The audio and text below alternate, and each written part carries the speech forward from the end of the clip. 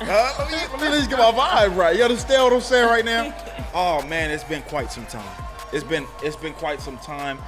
So I gotta say it like I say it. I say, we are here. We're yet what we call another episode here on the #1 podcast in all of Los Angeles. You see how it roll off the tongue? Once you start getting that traction back, it just tends to roll off the tongue. Right. But we here with yet another episode. There's been a lot going on right now. Yes. So it's only right for the first time in Unselfish Behavior podcast history that we have, somebody return in studio for the first time twice. Yeah, I gotta understand what's going on. So this is her second time here. She is a leader in the community. She is a voice of the people. She was just newly featured on the New York Times, understand? Wow. But she real modest, she real humble. She's out here representing for the culture, representing for the people, as always, the one, the only, Jasmine Gates. Yeah. Thank you for that. You like that? I like that. Come on now. Thank Still you. got it? Come on now. No, thank you. Yes. Interesting times we in. Yes. Very interesting times, very right? interesting. Yeah. It's a lot going on right now. Mm-hmm. We personally have not been in the studio holding interviews for a few months. Okay. Because we kept finding that people that we was booking was canceling at the last minute due to COVID-19. Okay. But I think we're in a space now where we taking proper precautions and measures to be able to be good. Right. But I'm honored to have you back, and I can't wait to jump into this conversation, Jazz. It is much needed.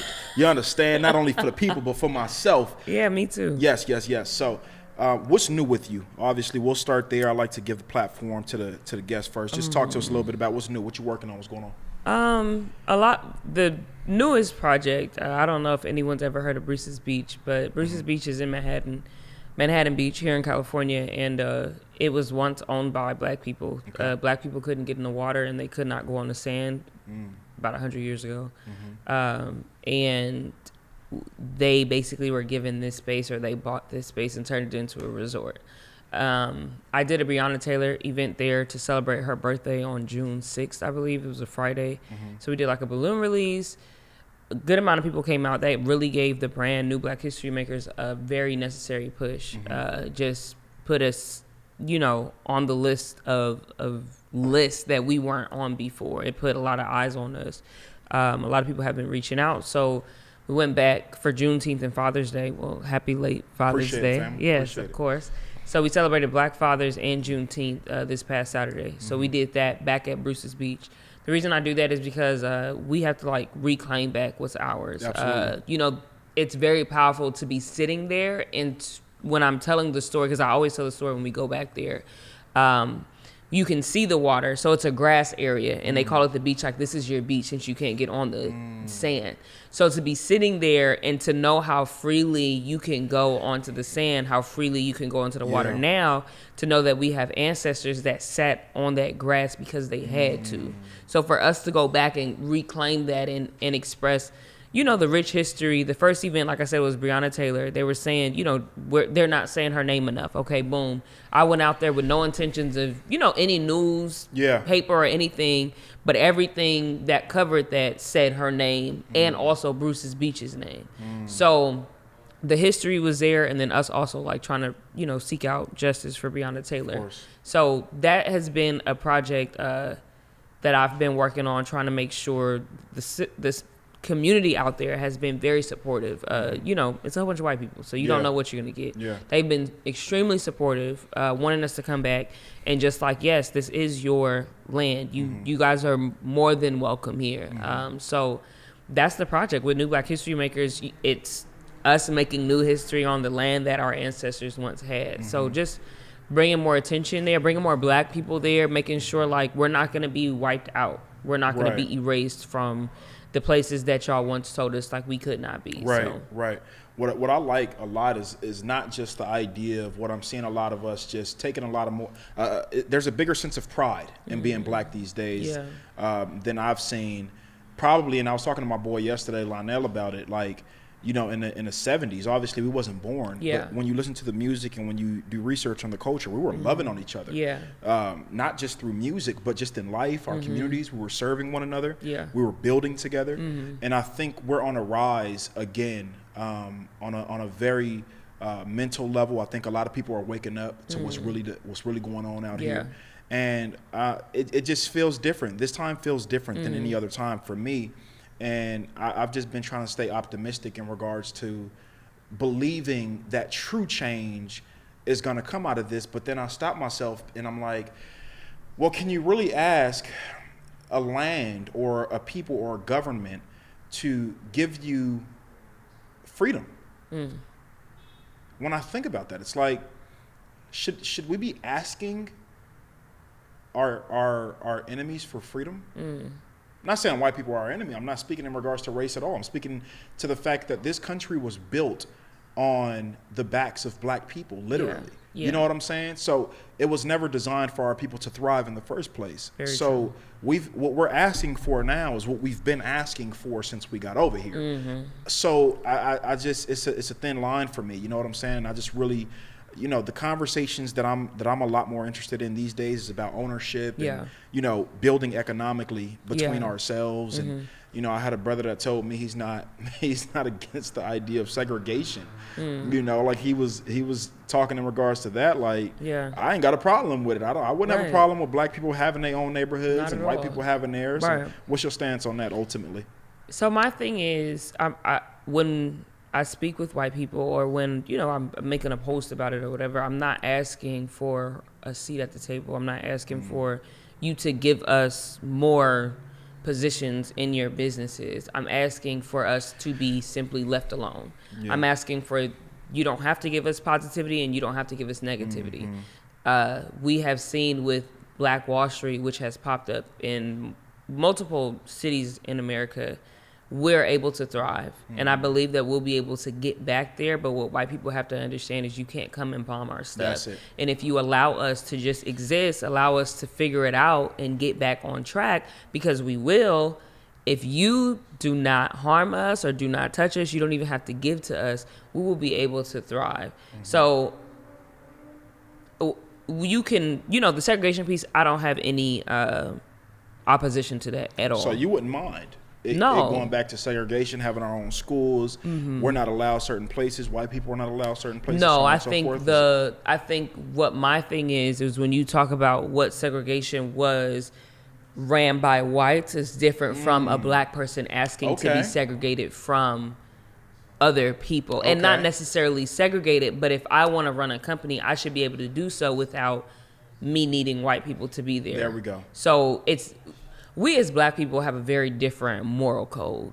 We're not going to segregate the same way that white people did. If I want to segregate, I'm going to let you do it the best that you can over here, and I'm going to do the best that I can over here. There we go. That's not what it was with white people. It was, we're going to do whatever we want, and we're going to utilize you guys and continue to utilize you guys.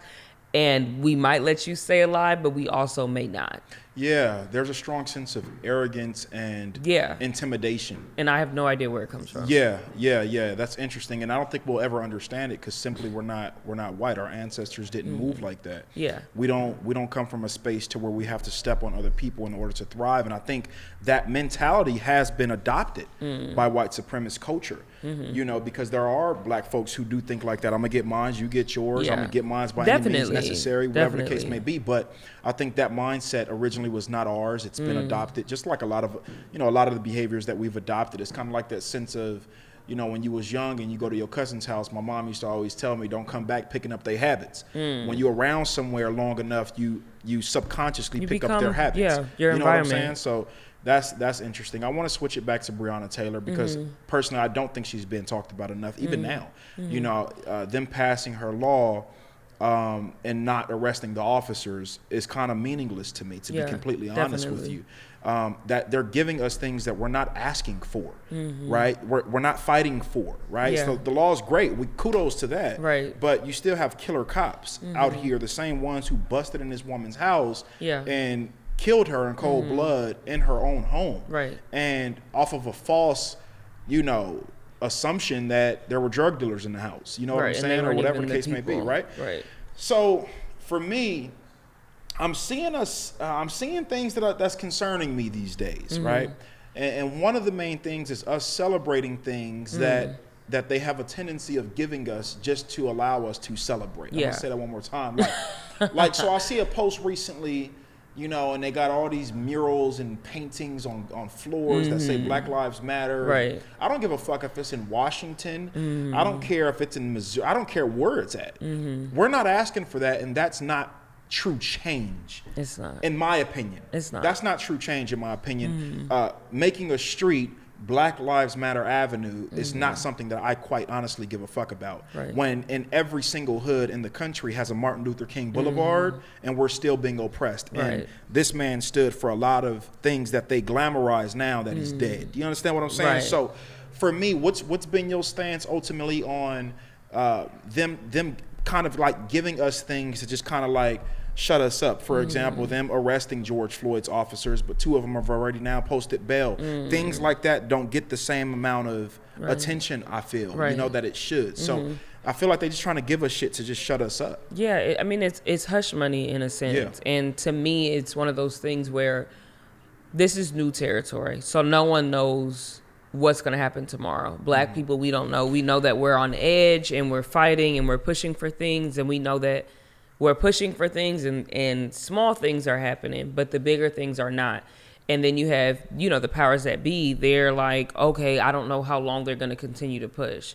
So my only like answer to that would be for Black people, like we have to make sure that we continue to push as a community and not get sidetracked by a street being painted, because all in all, what do I get? There's still Black boys, Black girls that are still being killed by the cops with those streets being painted. So you have to go and look. I think a lot of us have to do research, and it's not necessarily, everybody's not going to do the research. There are some of us that have a certain responsibility to do the research and to facilitate that information back into the community. So those of us that have that responsibility and we know who we are, we do have to step it up and start to educate more and start letting them know, like, okay, I know the street and you guys want to keep posting pictures of this, and I know that you may feel like this might do something, but it literally means nothing. They will kill you on that same street that says Black Lives Matter, you know? So we have to be mindful of that, and we have to just understand that they will try to hush you up, because they do understand that right now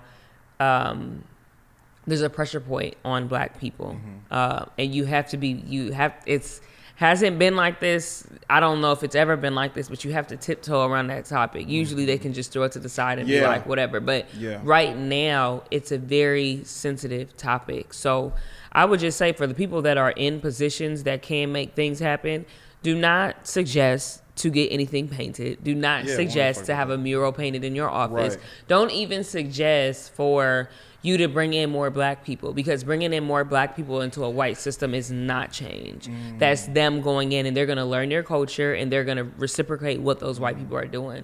So as for real change, hire out. There's so many of us, I was talking about this earlier, there's so many companies that we've gone to, and I'm sure you have, with our ideas, and they've said no. And so we've had to go in other areas and go the back end and still do our work through another area. So come back and get us and pay us for our services, because you guys are asking for things like this to be done. You guys are asking for programs with the children to be done, and you have those of us that have been doing this work. So go back and get us and pay us for our services, and allow us to teach you on how real change can happen in our communities. Yeah, I completely agree.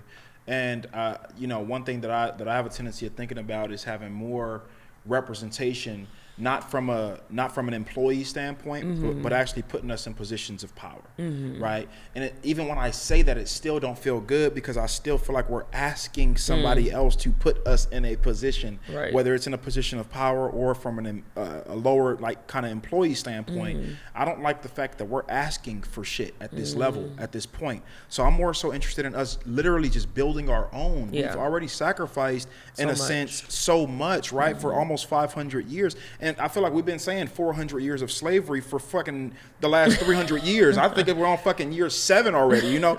But for me, I think it's so important for us to really start to shift our mindsets towards ownership, building, right? And I'm talking about purchasing land and creating our own communities. That's possible. My cousin Marvon in Louisiana, shout out my cuz, and he has a brilliant idea, and I've seen a few other people, you know, kind of allude to this on Instagram and social media in general. And it's this idea of purchasing land, he wants to purchase a multitude of different mobile homes, put them on the land. He wants to make community gardens within that land, be able to build, your essential things that you need, right? Grocery stores, so on and so. Right. That's possible. Yeah. We can do that. And we have more than enough, I hate the word influencers, but we have more than enough multi-billionaire and millionaire black people who can put money in a pot to make shit happen. Yeah. I'm tired of lip service. I'm tired of P. Diddy just making a post about, I just see through all the bullshit. It's like, okay, where's y'all have so much fucking resources and money, it's ridiculous. Right. I don't see shit. Yeah. You know what I'm saying? So I don't care about Beyonce writing Trump a letter telling her to arrest somebody. I don't. I care more so about what are you doing to build platforms and create resources for our people that may not have the means to be able to get access to the certain people and things that you have access to. So for me, that's super important. But, staying on the topic of Breonna Taylor, because again, I don't think she's being talked about enough. Yeah. And I feel like black women are not stood up for enough, in my honest opinion. And for me, I think that has a lot to do with, again, adopted mindsets over time. Yeah. Adopted mindsets over time. We have to remember where we live and how long we've been living here, and not just us in this generation, obviously, but our parents, grandparents, great-great-grandparents, so on and so forth. These mindsets have been passed down from generation to generation to generation. These are passed on mindsets. So for me, I want to ask you, what ultimately, in regards to the Breonna Taylor case, do you want to shine a light on? What do you want to see specifically change or get talked about more? And then kind of piggyback off that question and talk to me about the same thing for black women in general. What do you want to see from a representation standpoint for black women, and more specifically Breonna Taylor right now? Well, I want to go up a ladder. Okay. First, I want for us as black women to treat us as black women better. We point the finger in a lot of directions, but all in all, most of the time, so I will advocate for the betterment of black people in both areas. So there's sometimes where I'm in rooms with black women and we talk about, oh, well, when I go outside, there's black women that look me up and down, and I don't like that, so I hang around men more or whatever. And that's a conversation that has existed since people was in elementary school, and it just keeps going. Or I don't hang around women, okay, whatever.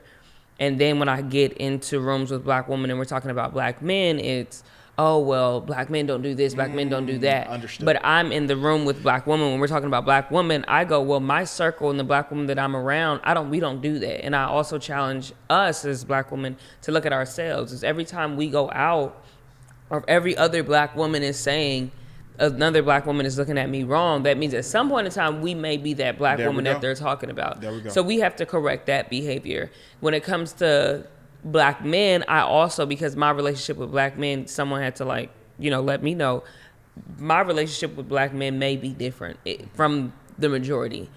I can speak about my experience. There is some work that needs to be done when it comes to the way that black men are dealing with black women. Yes. One thing that I do not like is the fact that there will be criminal activity, just like there was a girl that was thrown into the dumpster. To me, that's criminal activity that needs to be dealt with. That's not, you don't address that situation to all black men. I'm not going to talk to you and say, yo, Q, you need to get on your game because do you see what they did? You're not that person. You're not a criminal to me. That's criminal act. So I think we need to stop looking at criminal activity done by black men and charging all black men to be better. There we go. So there's criminal activity that needs to be dealt with, whether that be law enforcement, whether that be other black men, whatever. But then there's black men who may just need to look out for black women a little more. Not all of our black men are capable of throwing a female, sexually assaulting her or anything, or throwing her in a dumpster or anything like that. So I think we have to be cognizant of that. And we have to be willing to work together. That's one thing that I think is very important. I posted a post today saying black women or black men and women more so working together. Well, both. Black right? women, we need to come to a consensus on, are we going to ask for other people or are we going to come together ourselves? Okay.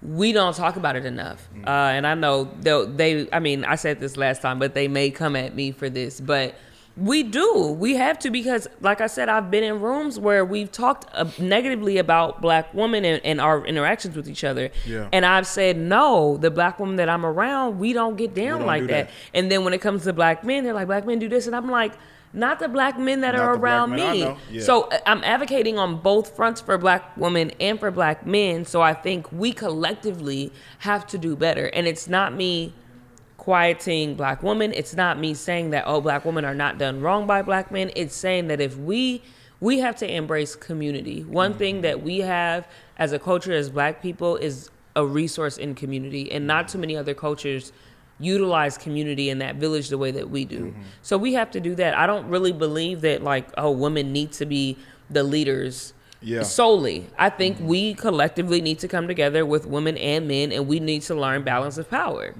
So for me, that's what I would say. I want us, like I said, as black women to understand and love on each other more. And I also would like, there are some black men who don't love on us the way that we should, or who don't speak up on us. And to the black women who are around those men, distance yourself.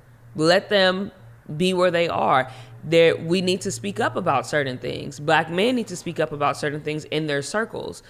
When it comes to the way that black women are being treated, we need to stop turning a blind eye to that. Or men need to stop turning a blind eye. I completely agree with that. Yeah, we do need to be protected. And that is what I will say, where stop feeling like, oh, that's not my business. We are a community, so we can deal with community things the same way, like, you know, when you're growing up, your aunt can chastise you. Your mom doesn't have to be there. If you're a man, as my brother, I would hope that you would protect me. That's right. Now, my experience of that, I don't really be around no men that ain't gonna protect me. That's just not where I'm at. Yeah. And I don't allow that around me. Either you have to be at a certain level to be right here. So, agreed. But I was told, you know, I got checked in a sense like, hey, not everybody is moving like that. And I understand that. So to the men that aren't, you have to step up. You have to have a certain pride about your race to let us know that our black women are prizes and we protect them. And it's a certain way you can talk about them around me. It's a certain way that you certain. So yeah, I completely agree with that. I completely and I agree. think we have to get out of the pointing the fingers. We all need to do collective work together, whether it be black women and black women, black men and black men, or whether it be, you know, black women and black men. Like, y'all got y'all work that you guys need to do internally. We have our work that we need to do internally. But I do not think when we finish working with each other, when we finish getting done talking, that pointing fingers is going to get us anywhere. We need to have the conversation and say, like, okay, well, this is where I feel like y'all should step up. Or in the moment, so many of us let things happen and then we just go home and like, oh, well, he could have did this. And it's like, well, or she could have did this, or she didn't, you know, well, let's have the conversation. How can we get better together as a community? That's where I think there's power. Yeah. I like that. I like that a lot, actually. And what I'm thinking about right now is black family. That's right. I'm thinking about black family reestablishing our collective. Right. It's one thing to talk about women's empowerment. Black women's empowerment in particular. It's one thing to talk about black men empowerment, which I'm heavy on, as you know. It's one thing to talk about what our kids should be doing, but when we bring all that full circle, you have the strongest and most feared element available, which is black family. Right. They don't want that. And they don't want that. And when all of those elements are moving on the same accord, it's trouble season. Because everybody has a form of respect for each other, all the way down to our children. Right. And so I think that's extremely important. So with that being said, I know that you recently just put on an event. Obviously, you mentioned it around Juneteenth. It was for, I think the initiative and the focus point was more so on black fathers. Correct me if I'm wrong, right? Yeah. So Same with New beach, Black History right? Makers, Okay. Bruce's Beach, Okay. Black Fathers in Juneteenth. Yes. So for me, I think that's important. That's powerful. I was actually on a camping trip with my family I saw that weekend, but I would have definitely made it.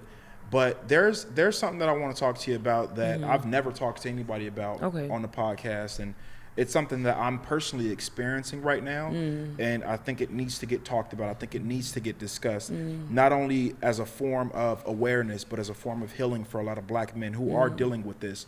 I know you don't have kids, but you have brothers, and you're extremely involved with the youth. and you interact with a lot of different people on a lot of different levels within our community and culture. Yeah. But within our culture, there is an element of baby mothers, right, for the lack of a better word, that attempt to tear down willing black fathers. I'm not talking about deadbeats. Right. I know quite a few of those. Right. But I also know quite a few willing fathers that are being rejected and denied access to their own children, Right. based off bitterness, based off your inability to accept the fact that you no longer have control over the man you once did, so on and so forth. I think that list could be very long depending on people's circumstances. What's your thoughts on that? What's your thoughts on, it's very real, very real. I'm not sure if sisters that's going through it or brothers that's going through it, but it's extremely draining, very emotionally heavy for us. And as you know, black men, we're not used to expressing emotion. We don't grow up in a culture where we're encouraged to do that. Yeah. But what's your advice on, well, not advice, but what's my question really? I mean, I just want to know your feedback on the concept, this idea of black women using their children as kind of a form of, as a weapon, right, in order to, reach the black man on an emotional state that cripples him, so to speak. So. Right. And I do want to be clear, because they will comment on this, but this is not him asking or saying that this is an all black women thing. Not at all. He's this is specifically speaking about the black women that do this. That's it. For me, it's heartbreaking because, as you know, I come from a two-parent household. My parents have been married for 25 years. So it's me and my younger 3 brothers, and then my mom and dad as a family unit. Yeah. We often get into a space where we put self before the actual beneficiary. And when I say that, I mean as an individual parent, putting your individual self before the beneficiary, which is the child. There is no way that their child is going to not have a void if the father is not there, whether it's the father's choice or whether it is the mother's choice. I think oftentimes we have to, and I'm saying we, but mothers have to understand that you're not the only source for their child. That child was born through basically, or born from you, and then also from a man, and they need that man to be around. A lot of self-work is what I will say. We have to do our self-work and get to a point where we can put ourselves in someone else's shoes. And if you love your child enough, you will see that the father is needed and you will not take from that child. Removing or not allowing that child to see their father is only damaging them. But you have to do the self-work and understand that, okay, I may be angry or I may not like the circumstances, but it's not about me. It's not about you in that moment. It's not about you for them 18 years that you may have like custody over them or whatever. So yeah, I would just say, like, if self-work is done, we answer a lot of questions. If self-work is really done to the point where we're checking in on ourselves every day, there's a lot of things that are healed. There's a lot of traumas that are undone. But most of the time we don't want to, because it's a pride thing. We think we're so right and the other person is so wrong that we have to hold on to our grudges. And it's like the grudge is only it's gonna hurt you and it's gonna hurt that child. So I don't agree with it I don't agree with it at all, because I come from a 2-parent household. And I don't know what I would be like if my dad wasn't there as much. I don't know what I would be like if my mother wasn't there that much, or if my mother had animosity towards my dad, who was the first man that, I loved, the first man that I knew. So I think those conversations have to happen. I was speaking about this at the Father's Day event. I was like, a lot of us that did have good fathers, sometimes we're silenced by the ones that did not have good fathers, or the ones that have the negative experience. But I was like, no, if everybody tells their truth, we should be able to do some healing work in our community. But if I had a good dad, I shouldn't feel like I can't speak about it. Yeah. Because that's going to help someone, that might help that mother that is being bitter. If I'm saying like, my dad was this, that, and the other, that might help it. And then also when it comes to black men, there's a lot of the statistics that they have drawn, which have been drawn by white people, have been around. If the dad is not in the home, he's not a good dad. And that's not the way that the study should go. It should go based on the time spent with that child and the impact that they've had on that child. So we've gotten this societal information that says, oh, black fathers are not good. Black fathers are not in the home.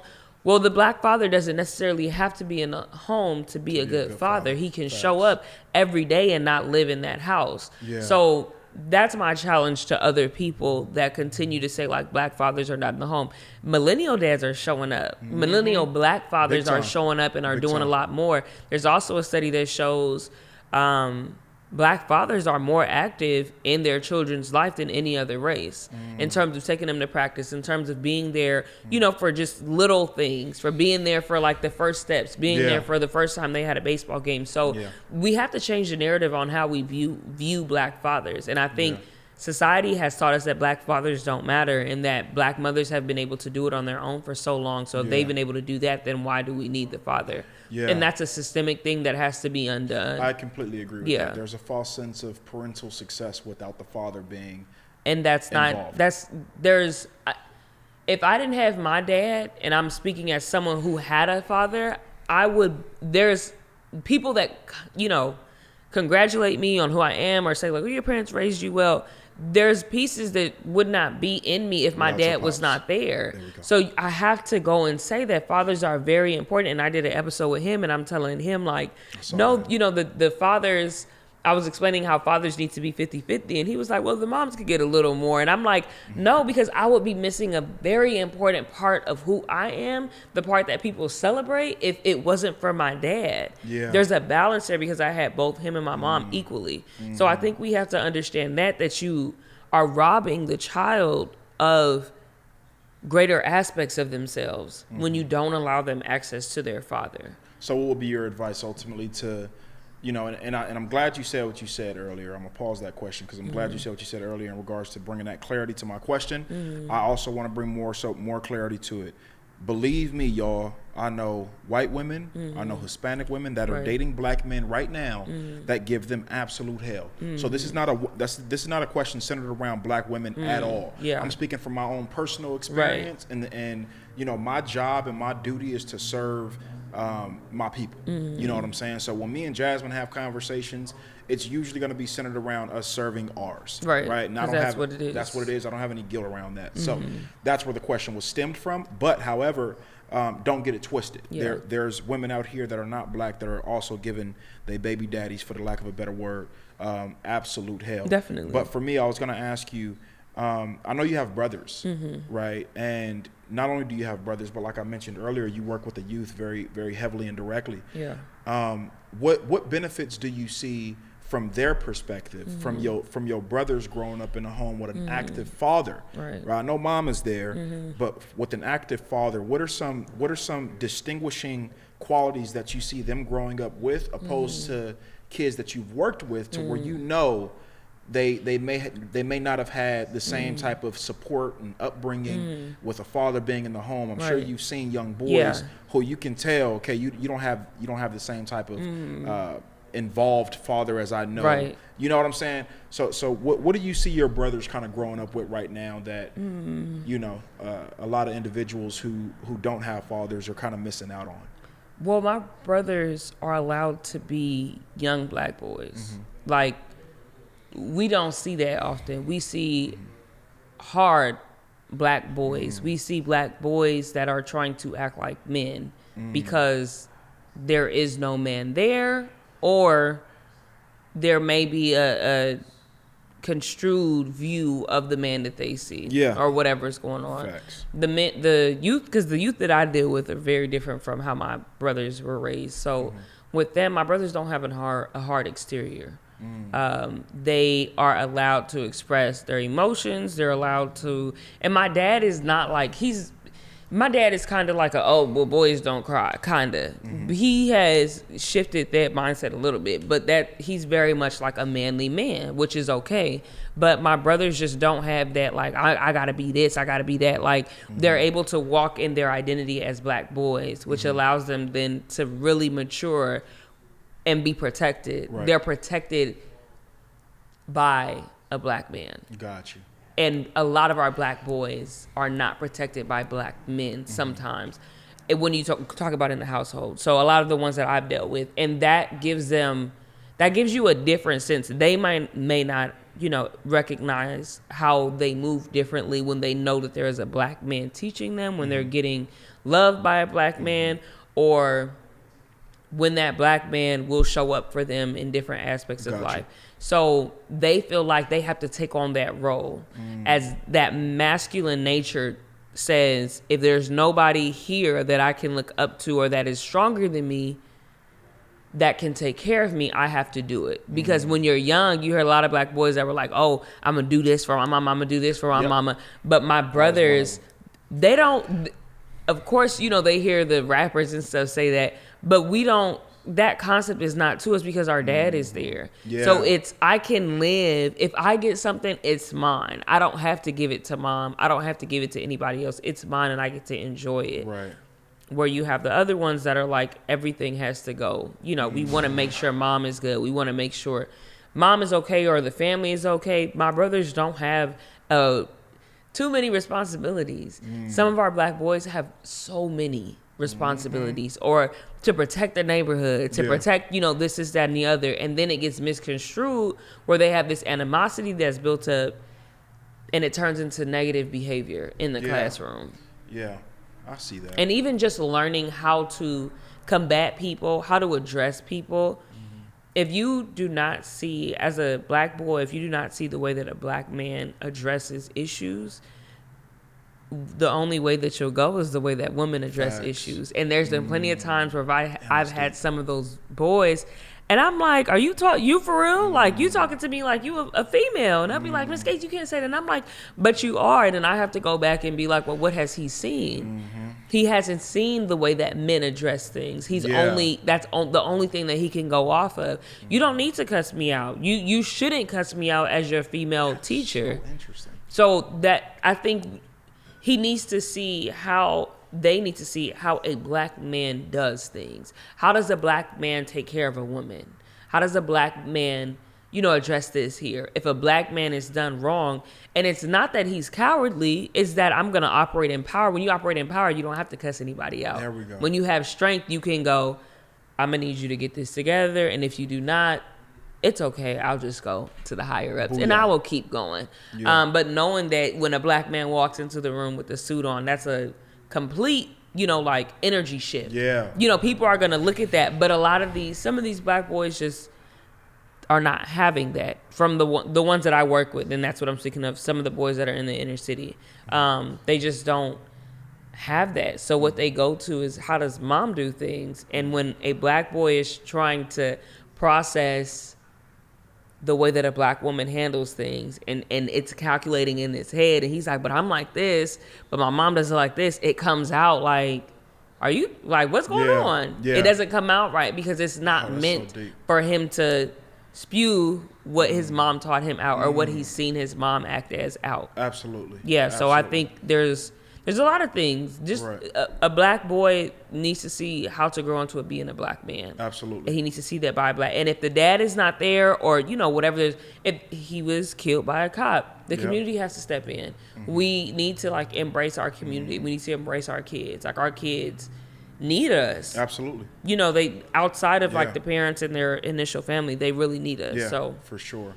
I love it. I'm thinking about black fathers. I'm thinking about conversations between father and son, which I don't have a son, but I'm interested in that dialogue. Does your dad talk to the boys about police encounters, how to carry yourself when police officer, or you? I know you're super involved in the community. Has that been a conversation for them? So shortly after the George Floyd thing, we had went on a drive. Me and my brothers, we had went to go to a cousin's graduation thing. And I asked them, I was like, well, did mommy and daddy talk to you about what's going on. So they were like, they said yes, and they went through, what they talked about, and I asked them, well, are your friends talking about it? Are you guys upset by it? So they were just like, yeah. To me, it's always heartbreaking because it's like, I know that I can deal with it, but to know that they still have to go through that, and they're Black boys. Yeah. So it hits a little harder for me, but they, it's one of those things like, I think my dad had said, or they said that my dad said, when the police officer stops you, just do everything that they ask for. And I'm like, even in that, and not that my dad said anything wrong, but it's like, even in that sense, you can't, you don't know if that's the right thing to do or if that will guarantee your life. You don't know. So it's a very tricky thing. I've been on calls, and they've been on the calls with me with middle school age boys. And I've said to them, like, if anything, memorize your parents' number. And you call this number. This is my mom's number. Call the number out. Yeah. Because at this point, I have no solution for you. And it's a sad place to be, but I just don't, we've seen it. We've seen them kill just for no reason. Yeah. So at this point, it's like, if you feel that, of course, abide by the rules. If they're telling you stuff, sometimes it's like, it's outrageous, the things that they're saying, but just say that. And it's a sad place to be in because it's, you want to give them answers. They're 12 and 14. You want to give them like, okay, this is how you stay alive. And it's like, all in all, I don't know how you're supposed to stay alive if you're caught in that situation. Because we've seen every scenario when it comes to law enforcement, from, us being completely cooperative and still dealing with overly aggressive police for no reason at all. So for me, I'm not scared of the police. I just really don't enjoy or look forward to any police encounter or interactions with them. If they pass, if the police officers, drive by my car, my heart is pounding. Yeah. Right? Because there's a sense of me as a Black man knowing that he could pull me over and do whatever the fuck he wants to me. It could be the end. And get complete and live his life and eat a sandwich that night and not lose any sleep. Yeah.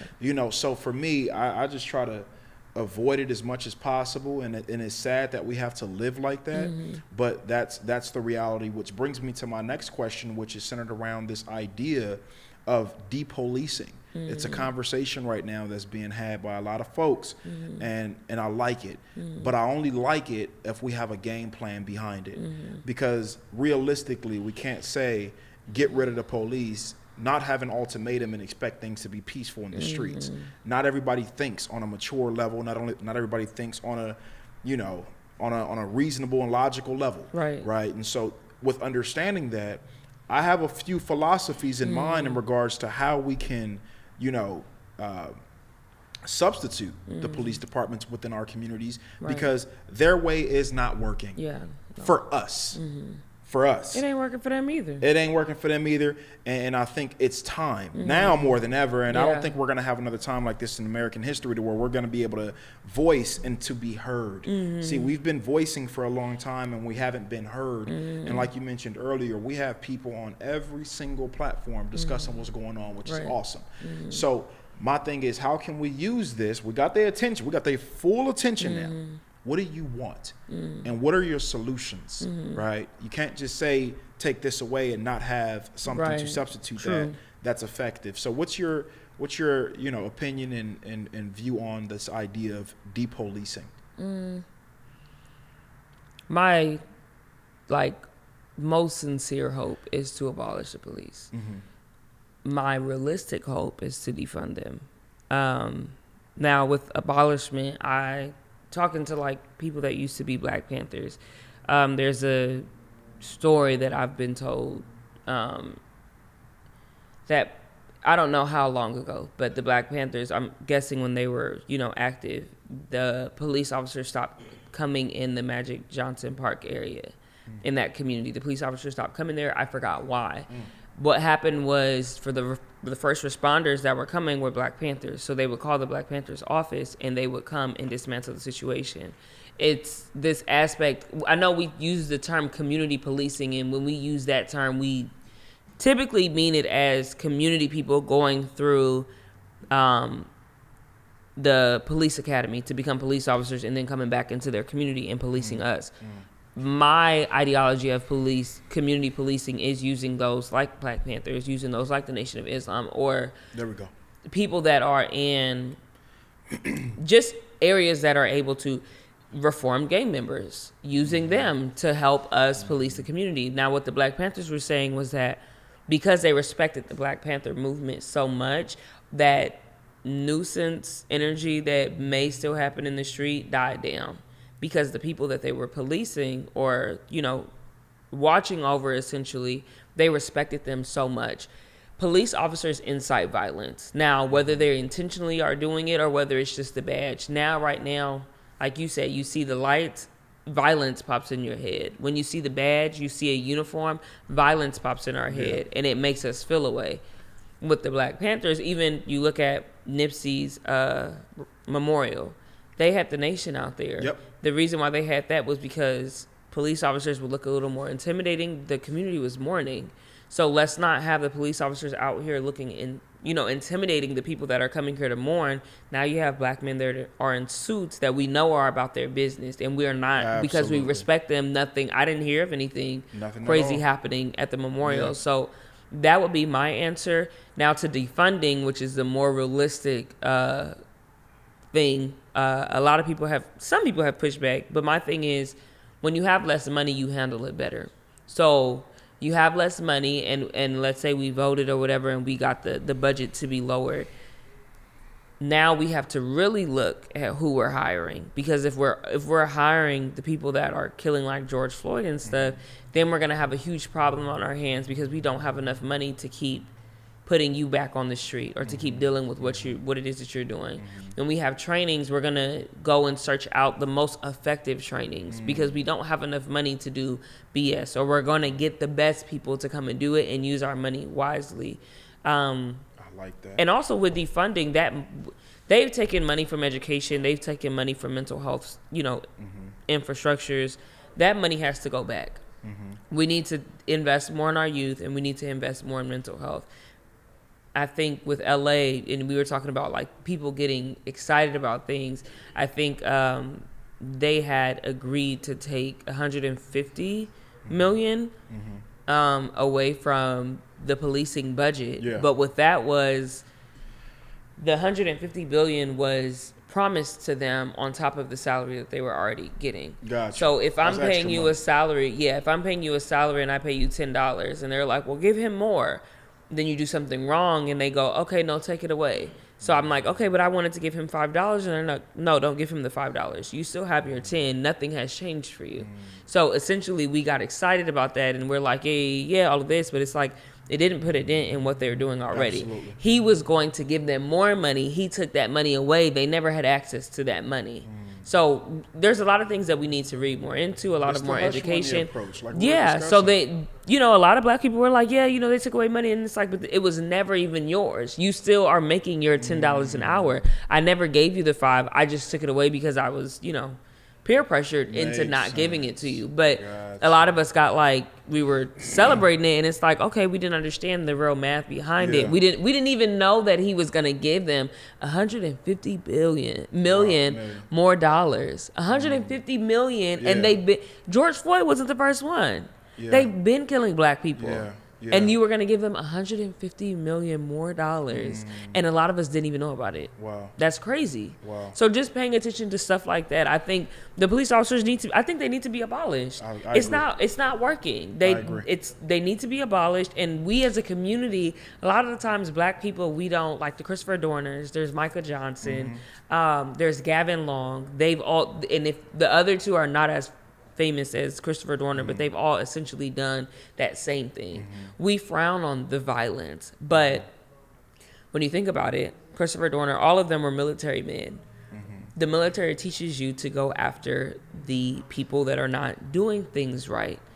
You go into the military, a lot of them have PTSD because they've seen a lot, but they hold that killer mentality in their head. So you turn them into a Christopher Dorner. So America went and killed Christopher Dorner, but America, you made him. You made him. You told him. From scratch. You gave him the blueprint to do exactly what he did. The only thing was he didn't agree with your ideologies, and he didn't agree with the way that you were handling things. Christopher Dorner said these are the same people. They're doing the same things. Yeah. Nothing has changed. And he's inside. And with his PTSD, them not caring about his mental health, not that he went crazy, but he said, I don't have this filter anymore that shows me that I need to act a certain way. You told me to go get the people that are posing as a threat to me and people that look like me. It's y'all. So let me go do what I need to do. I know that I will die from this, but let me go take care of. Let me go get the blueprint that y'all gave me and reenact it on you guys. But America just did not agree with his ideologies because America was the person that was being attacked, and they didn't like that. So now we've criminalized Christopher Dorner, but you guys made him. You guys made him. You put him in the army with his PTSD. You didn't go and nurture him, and he turned and he killed your own. So that's a thing where it's like you guys have issues within your own, infrastructures, and you guys are not willing to deal with it, but you want us to sit here and say that you guys need to still be a thing. Facts. I really like that. I'm a Christopher Dorner fan myself. Right, so am I. What I'm saying? I'm not ashamed to say that. I think we need more black heroes, and to me, that is a black hero, and he should be celebrated. Definitely, in my honest opinion. Right. I love the idea of the Nation of Islam. Yes. Having a very strong presence within our communities. They are a proven organization. Yeah. They stand for black people, to protect and to serve. Black women. They've fed communities as the Black Panthers used to do. I think Louis Farrakhan is awesome. You may not agree with everything he says, speaking for people in general, but you cannot take away from the fact that this man's been fighting for black people for 60 plus years. Right. You can't, if you're at that level, you can't do the work for black people and not speak to him. And you said about, the Nation of Islam and the way that they interact with black women. I'm Church of God in Christ. So we, they teach you certain things about how certain denominations aren't, you're not supposed to agree with them, or they're not in alignment with the way that we do things. But it's always love when I go around men that are from the nation. I mean, so much respect to the point where I'm like, okay, I need to be around y'all more often. And it's not a thing where I'm like, oh, I want him or I want him, but it's a thing of transition to the Nation of Islam. She said, but it's it's a thing of like, wow, to really be uplifted as a black woman in the most simplest form, to really be respected and revered by them, by just the words that they speak. It's so much love, and I have so much love and appreciation for, I love them. For the nation. I love them. I got a lot of homies from the nation. I love them brothers. I was this close to joining. You have to understand me. But I love them. I love everything they do in Stanford. It's an amazing organization, in my honest opinion. And again, people may not, and I personally don't. I don't agree with everything they say and do, but for me, they're honorable and they stand true to their word. You know what I'm saying? When I interviewed my good brother Rizza Islam, shout out Rizza Islam, he came in here with a brother, his security guard, and they both bowed to my woman. I'm like, you know what I'm saying? I'm like, oh, that's different. You're supposed to bow back or what? What's going on? But that's just that's how they greet black women. You know what I'm saying? And it's all love. And I absolutely love that. I want to switch gears just a little bit, not too much, but it's centered around the good brother Shawn King, who I feel is doing phenomenal work. I like him a lot. I want to get your opinion on him. How do you feel about Shawn King and his organization, Grassroots, and the types of work, the work that he's doing, and him bringing awareness to certain things, fighting for certain laws and bills to be passed. I think he's doing a lot of the behind-the-scenes work that's needed for our people in legislation and so on and so forth. So how do you feel about that, brother? There's a lot of mixed things, nothing that I can prove. A lot of things that I've heard on different fronts from different people when it comes to him. Now, I'm not going to say that I completely back him or fully support what he's doing. What I will say is I do respect someone that is pushing for our community. I think we don't always do it the right way. Sometimes we come up short, and we've seen that in our leaders, those that, are still alive and those that are, that passed on. But I can't say that I fully back him and the things that he does. I believe that we have to have pure intentions. And I do understand that there are sometimes you'll get to a certain level and there will be a lot of accusations that will be coming out. Yep, you know so that. maybe my view has stemmed from the accusations. Well, what are some things, Jazz? This is the platform to talk about it. Well, and not that I've even heard. Talk to us. Okay, so with him and the mishandling of funds and him not being able, and he said that he has been able, that he has proved that these funds have went here and they've been allocated to here, but I wasn't convinced with that. But I'm not gonna denounce him, but I just do not have a very firm backing of him. Similar thing with Black Lives Matter. Black Lives Matter is not something that I really get behind. I think they did great marketing with figuring out that slogan, but Black Lives Matter, when you really look at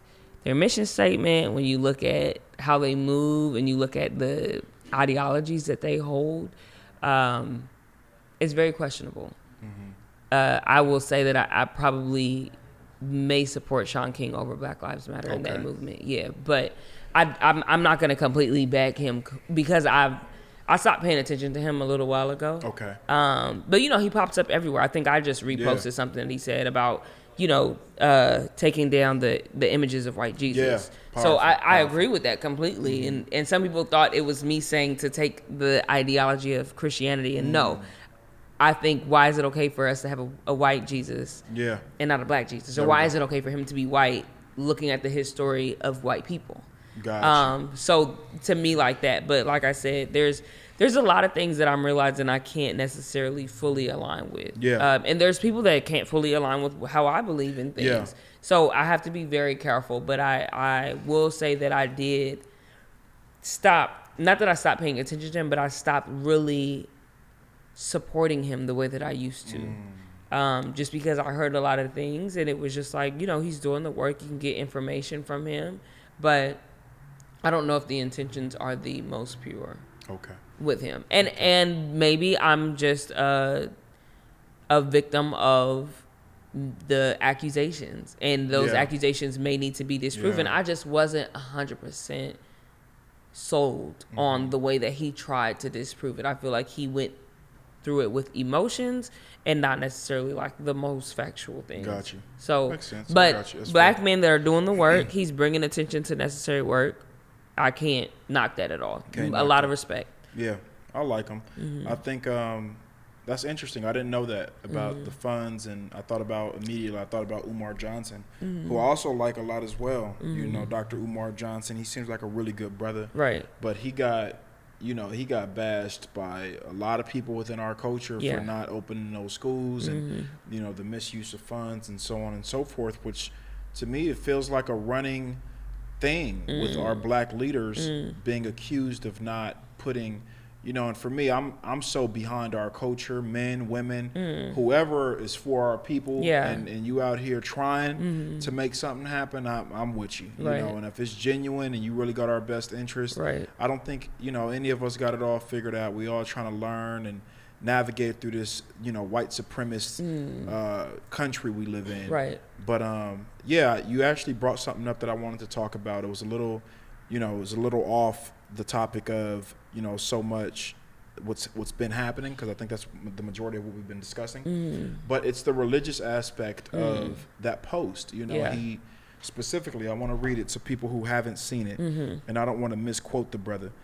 But Jazz says she agrees with it. Yeah, I completely agree with it. And it's a very interesting topic. But the good brother Shawn King, he said, where is it? So he says on his Instagram page, he says, yes, I think the statues of the white European they claim is Jesus should also come down. They are a form of, he said, they are a form of white supremacy, always have been. In the Bible, the family of Jesus wanted to hide and blend in. Guess where they went? They went to Egypt, not Denmark. Tear them down. So he's been advocating a lot for tearing down these these statues of these images, because it's everywhere, and it does something to you where you feel. Now you're talking about psychologically. A lot of people are not going to think that far. So it's like, oh, he's just a white Jesus. But it's like, no, when you're born and raised in something and all you see, the greatest man that they teach you about that ever lived is this white man. Yep. So then you go down my path and you learn about the history of white people. They've raped, they've killed, they've stealed, they've destroyed things, essentially. And you want me to identify whiteness with this man. Yeah. And it just doesn't make sense to me. And that would be, that's a debate that I try to stay away from, because it's like, there's so many other things. Yeah. Now, yes, I agree with that. But then also you take down the statues, and then what does that do? We're not going to see the benefits of that until years down the line. Yeah. But I do agree, if you just don't have the images up, I believe, there should be images of Black Jesus. But if you don't think that it should be black, why do you think that it should be white? Or why is it okay for him to be white? And if you can't answer that, then take the images down. Yeah, that's my thing too. It's kind of alludes to what I discussed earlier in regards to my good brother Allah's. He put it like this: like, if you're gonna talk about the disease, you got to talk about the antidote. If you talk about the sickness, you got to talk about the antidote. Yeah. And so for me, it's one thing to tear down images, but what are we rebuilding? Right. Let's replace them with some Black leaders of our choice. Yeah. Might I add, allow that to be a vote within the Black community of who we want to be a replacement within these states that are looked at as royalty. Right. That's something y'all would not do. Right. But y'all would damn sure take them down just to keep us quiet. Y'all, I'm paying attention to stuff like that, and it's like, okay, let's get a statue of Huey P. Newton or Marcus Garvey or somebody. You know what I'm saying? Like one of these Black people that y'all actually killed for their message that they were putting out. Because they're so fearful. They're so fearful of. I think Black thinkers, they're so fearful of them. And I always tell people, and not always, but this is something that I mention sometimes, like, I'm their worst nightmare. Oh, yeah. Like, they don't, and they don't even, I'm their worst nightmare so much to the point where, like I said, they'll hear me talk, and I'll talk, my eloquent shit to them. And they'll come up and be like, wow, I really loved what you said. And be moved by what I'm saying, but not realize, like, I'm dismantling your system. You sitting here listening to me, it's like you're being hypnotized, basically. So I can speak in a way that's going to make you listen to me, and you're going to go home and think about what I'm saying. Makes sense. I'm effective. Gotcha. And that's your worst nightmare, to put me up in front of some white people, and I'm not coming and talking about, y'all crackers need to do this, but I can speak to you to where you're going to think, dang, like, what am I doing? Right. Facts. That's your worst nightmare. Facts. And then I go and weaponize Black people and weaponize the Black youth. Game over. Yeah, so, and especially an educated Black man, they hate it. They keep telling us, well, why don't you be like King? And I'm like, but you guys still killed him. Yeah. And he also was moving in a way where he knew that his previous movements weren't necessarily the best. He said, I fear that I've, ushered my people into a burning house. Yeah. That, but they want to, let's be like King and let's be peaceful, but you killed him too. Yeah, you killed him. And you killed the violent ones. You've killed so many. Yeah. You haven't allowed us to have a Black leader that did it the right way because you've killed all of them. Killed them all. So we don't know which way to go with y'all. And at this point, we're fed up. And we're going to burn down targets, and we're going to act the fool. And it's fine. And we're going to do what we want to do. Right. Guess what? Like you just said, the peaceful route don't work. You guys completely blackballed and, destroyed or attempted to destroy Colin Kaepernick, and all he wanted to do was peacefully take a knee during a national anthem, and now the brother couldn't get a job.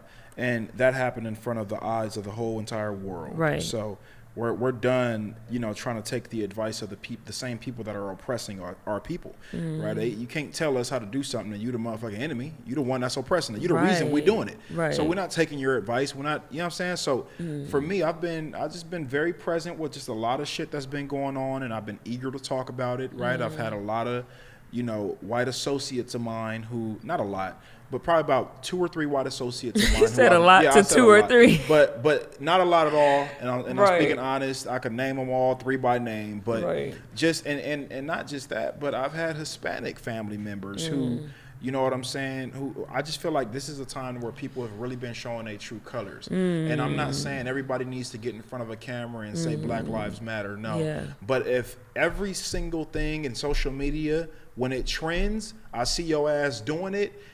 But when it's time for you to do something in regards to speaking up for, you know, your friends or your family members who you consider your bros or your sisters that's being oppressed, it's kind of like, if I'm getting bullied at school and you call yourself being my homeboy and the bully beating my ass every day right in front of you and you're not doing shit, you're not my friend. Yeah, no. You're not my homie. No. But it's like, thank you for that. Thank you for showing me that. I'm not going to be mad at you for showing me who you are. Right. I'm just going to now move accordingly. Move differently. You just got to move accordingly. So I think we got to get away from the idea of feeling like we got to try to tell people what to do. No, let people be who they are and do what they do and move accordingly. And my thing is, you see a lot of people that are of different races that have got out there and they've, you know, marched or made the banners and stuff. But my thing is, but that's not the work.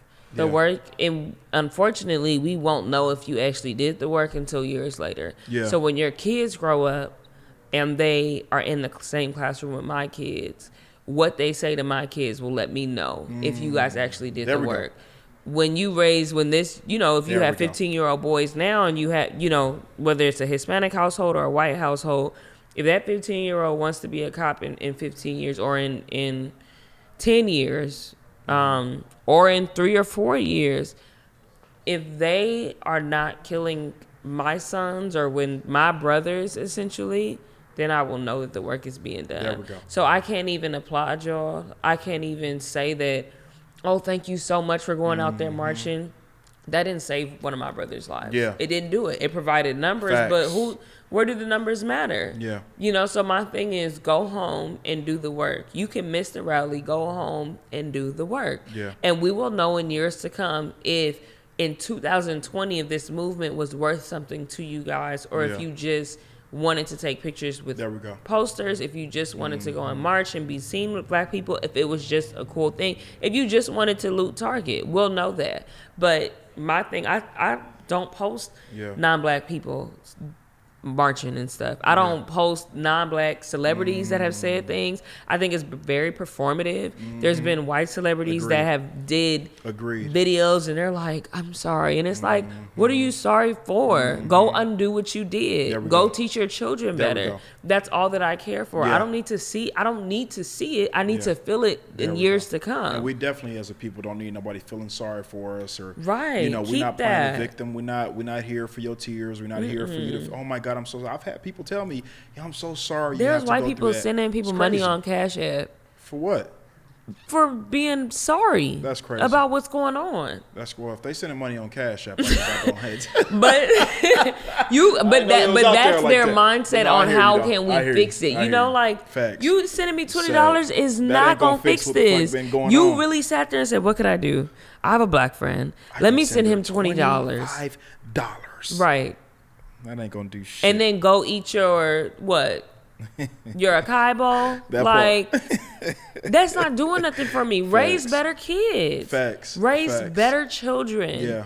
And do better yourself. Like I made the video. If you have a disdain towards black people as a mother or a father, and you raise a child, and that child, you may not speak about it, but it sees you because we learn habits. If that child sees when you get around black people, you do this and you switch up, that child will learn those behaviors and they'll switch up. And God forbid that child become a police officer and they see a black person and they become fearful and they shoot and kill him.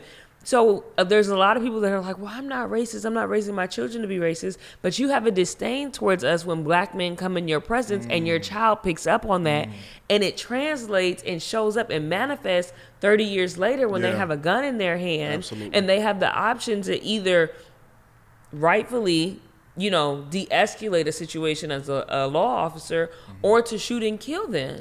So you are a part of the problem. Just because you don't say the N-word or just because you don't do this, that, and the other like this racist person made, it doesn't mean that you're not contributing to our death. So I need for them to understand, like, you're not out of the loop because you have black friends or because you may not say certain words, or because you're okay, kind of okay around black people. Yeah. Like, no, the black man that you don't know, the way that you act around him, your child sees that. So I need you to check you. There we go. I need you to check yourself first. Even if you think, oh, well, I'm not this. No. A lot of people that think that they're not a part of the problem have contributed to it, because you guys have raised children that have killed us. Yeah. Absolutely. I'm just like, I've been finding myself lately, Jazz, just being over it all, man. I'm just like, yo, at some point, God, the aliens, somebody just got to come down here and just fuck everything up and just get us going. You know what I'm saying? Because I've completely I've never had faith or in law enforcement or this government or the people who've been suppressing us for years. So I'm just at the point where I'm just ready for the aliens at this point. And to that point, I want to say, black people, we need to support black people. The thought leaders, those of us that you guys are DMing and asking for us to talk about certain things or whatever, support us and show up. There's so many black people that do not show up. And then to the non-black people, push black voices in front of you. There we go. When you're at a rally, do not grab the mic. You push a black voice up there. There we go. We need to empower. At one point in time, there was a high regard for pro-black individuals. You would see them on television shows, on prime time. You would see them in spaces. They were being talked about. It was, you're pro-black, okay, you must have some certain intellect, and I want to bring you on to hear your perspective. Right. We do not celebrate the pro-black mind anymore in the black community. That's what needs to change. So I know and that's what came to my mind when you said, like, oh, Jesus needs to come, or like the aliens. But we as black people need to start pushing forward. It's not that you have to be college educated. It's not that you have to have money, because one, these celebrities and these musicians, they've been moving to the beat of our drum. If we don't like their music, they will go and push more a song that we'll like. So they're not being individuals. Now, they may have like a certain thing that they talk about, but what their fans like, they will push. I think Lala Anthony, she posted, well, family, what are we doing about Starbucks? We been said we not messing with Starbucks no more. Yeah. What, I don't understand. Why are you asking us? And you have people looking to you and you asking us. Yeah. When did we ever say that Starbucks wasn't a thing? Yeah. So they're looking to us, and I'm like, but they've never been. They've been actors and actresses. They've been musicians that have had to play the same thing for their entire career. Facts. How they can't possibly go and switch things. And we look to them, but no, what about the thinkers? What about the thought leaders? What about those of us whose voices we are using?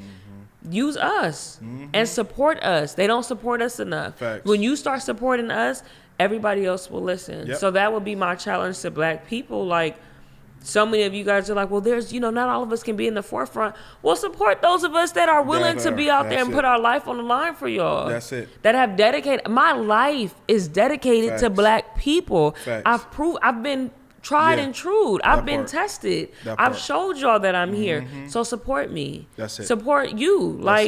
We've showed that. Yep. Support us. Yep. There's a certain fearless aspect that I feel like real black leaders must carry, especially in today's time, because they're killing us on a scale that's scary.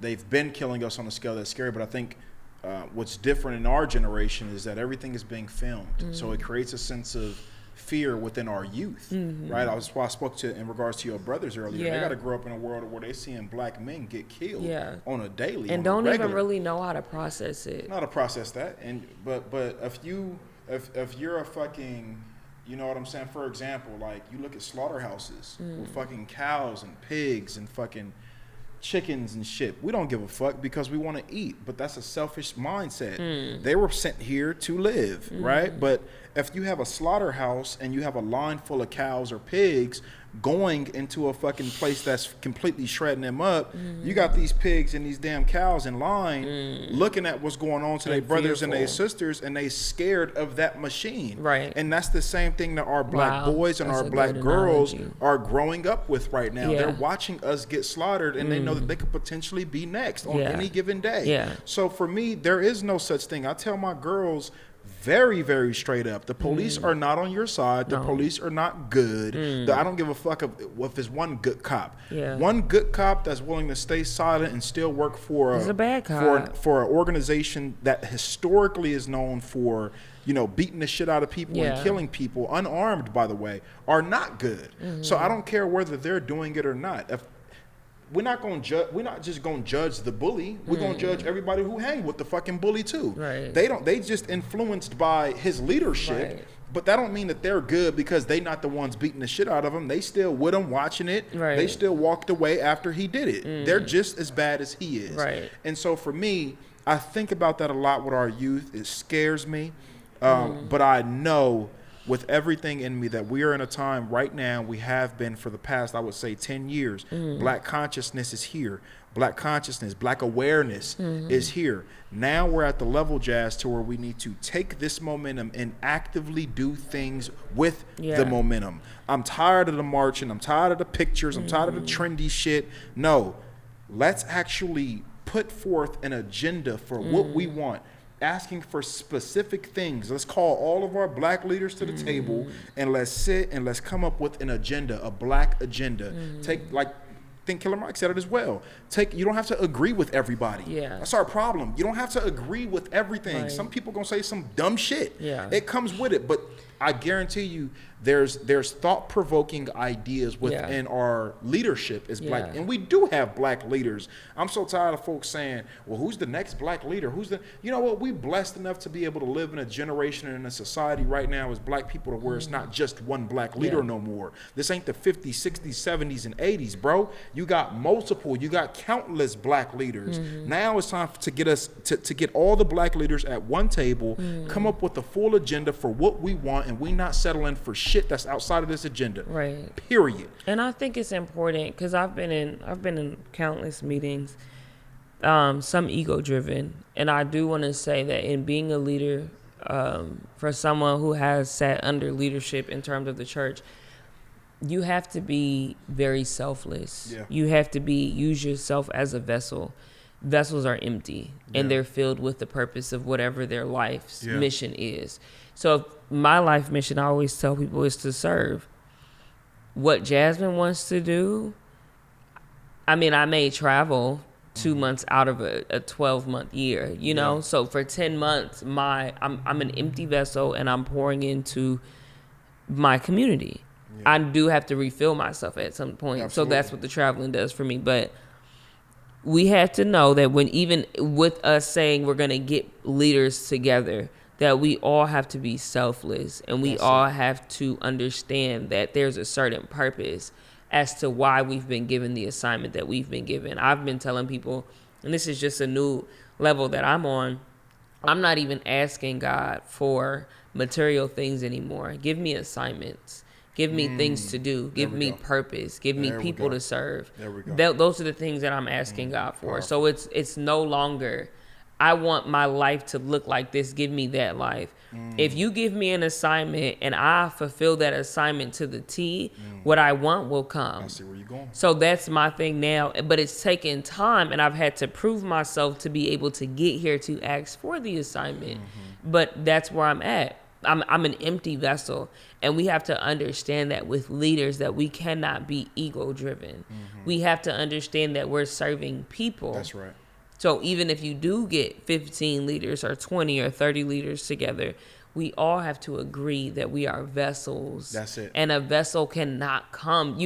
You're not going to pour water into a cup that has something else in it and say, let me pour this. It's like, this is not water. It's contaminated. There's something else in it.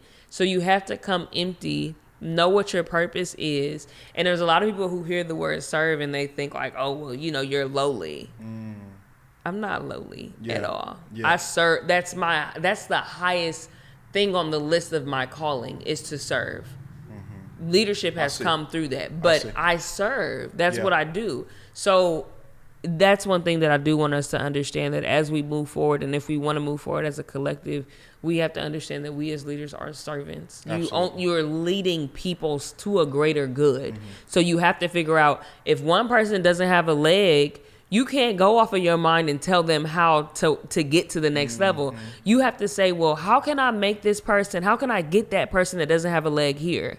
You have 2 legs, so your understanding of it isn't going to work for that person. You have to go and say, what is it can I get you? Can I get you a wheelchair? Do you need crutches? Will the wheelchair make you feel a way? Will the crutches make you feel like you're more in alignment with us? Okay, so let's get you the crutches. Because in my mind, I'm thinking, oh, the wheelchair, we don't want him to be tired, but he may want to put that extra energy forth. But as a vessel, as someone who's going to go learn the people that I'm serving, I learned the wheelchair wasn't for him. There we go. But I had to go and figure out something for him. That's powerful. So for leaders, I think we have to move in that, and I really think we're in a desperate space right now.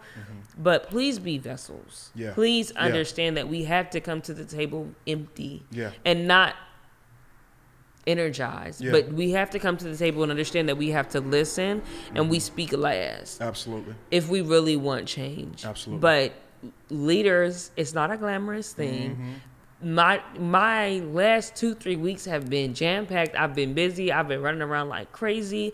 I've been getting a whole bunch of t-shirt sales. Come on. But I have to work. Like, there's so much work that has to be put into that. But it's a lot. It's not a glamorous thing at all. But I'm a vessel, and I've shown God that I appreciate the assignment and that I will do what he asks of me. And he's honored me because of it. That mindset is different when you're walking in purpose. I hope y'all hear exactly what she's saying. I don't ask for tangible physical things. I ask for assignments. That hit me different right there. That hit me different right there. Give me assignments. Give me things to do with that. That's in alignment with not just my purpose, but your purpose for me as well. It's so important. It's so important. And for those of you out there that don't know your purpose, I urge you to please pay attention to the things that you're most passionate about, the things that excite you, but most importantly, the things that challenge you as well. A lot of times when I talk to people about finding their purpose, I'll say the things that you're passionate about, the things that excite you, but there's an element of walking in your purpose that's a little scary. It's a little scary. There's no comfortability. Exactly, because you may be given assignments that you don't feel qualified for, and you may leave it on the table. You know what I'm saying? Or you may leave it on the table, or you may question, do I have enough tools? Do I have enough experience? Do I have enough, this and that in order to accomplish the clear-cut assignment that's just been given to you? So be open and be willing to walk in the discomfort of being a purpose walker. And surround yourself. This is a big thing for people that are currently looking for their purpose. Surround yourself with individuals who know their purpose. That's a big one for me. Surround yourself with individuals who know their purpose, who are walking in their purpose, whose conversations are different when you're in crowds, right? So that's super important. With that being said, Jazz, we're going to end it right there. We're going to end it right there because we can go. And I think we went for almost 2 hours. Did we? Yeah. I was like, it felt like 35 minutes when we in it. But I was wondering, did we? Where are we at with time? But I'm enjoying it, and I think I know it's needed. And I came into this interview intentionally knowing that it was probably going to be the longest one I've had, just off the simple fact that there's so much going on right now for our people and with our people. And these types of conversations and these types of spaces are so needed for us right now. I'm proud of you. Keep up the good work. Thank you. I want you to get an opportunity right now to let people know how they can support you and your brand. I know you've been booming right now. Well, at New Black History Makers on Instagram, definitely follow us, stay connected. Like I said, our main focus right now, we have a podcast as well. So New Black History Makers podcast is streaming everywhere. Definitely tap into that. And then our main project right now is Bruce's Beach. So definitely go look it up. We spoke about it a little earlier, but that's our project, us reclaiming what was once ours and making new, stories on, it's just so powerful to make new stories on a spot that was once like a negative space for our ancestors. So get with us. We're doing more events. July 10th, we're doing like a worship in the park. So nice. I know a lot of people, you know, they hear worship and think Christianity, but be open. Definitely come sit with us and just join us. It's gonna be good music, a good vibe. Y'all know me. I'm churchy, but then I'm also like, you know, I'm real. So we'll definitely provide those aspects. So we're going right back to Bruce's Beach on July 10th, and I you know, urge you guys come, especially if you're not Christian or spiritual, just come in and sit and chill with us. Just be open to it. I'm not gonna, there's no preaching. We ain't gonna ask you to come, you know, do nothing. Just come and sit and enjoy just a spiritual experience. That's it. Good vibes. Well, we got, you know, one of the most admirable purpose walkers, and I mean that from my heart. Thank you. For me, knowing you, Jazz, for years, you know, you've been extremely consistent and the growth has been very apparent. Thank you. And obvious. So with that being said, you know, we can't have you leave without giving them a very quick, unselfish message. What do you want to leave the people with? Obviously, unselfish message. We want to go ahead and lead the people with anything that's on your heart currently right now, anything that you want to lead the people with. That's right. Anything that you want to make sure that they ponder about when this interview is over. What is Jasmine Gates' unselfish message in this moment? Well, love. I think that's a powerful thing. When we love ourselves, we do not harm others. We operate in a certain element. When you really, truly love yourself, you don't want to see yourself in a negative light. And that's to black people, white people, Hispanics, whatever, the aspect of racism, all of that. When you truly love yourself and you know what you are put on this earth to do and you love that, I think we will remove a lot of the negative treatment towards people. Yes. So that would be my unselfish tip, is just find your self-love. I think that's the answer to a lot of our issues. I love it. And you know I'm gonna be on your podcast this Saturday. Yes, you understand me. Yes. I ain't been on nobody's podcast in probably 3 years. 3 years. 3+ years. I've not been on somebody else's podcast. So we gotta have you back. I'm looking forward to it. And we talking all about you. Come on now, y'all do? Wait. I thought you said y'all talk a lot about me.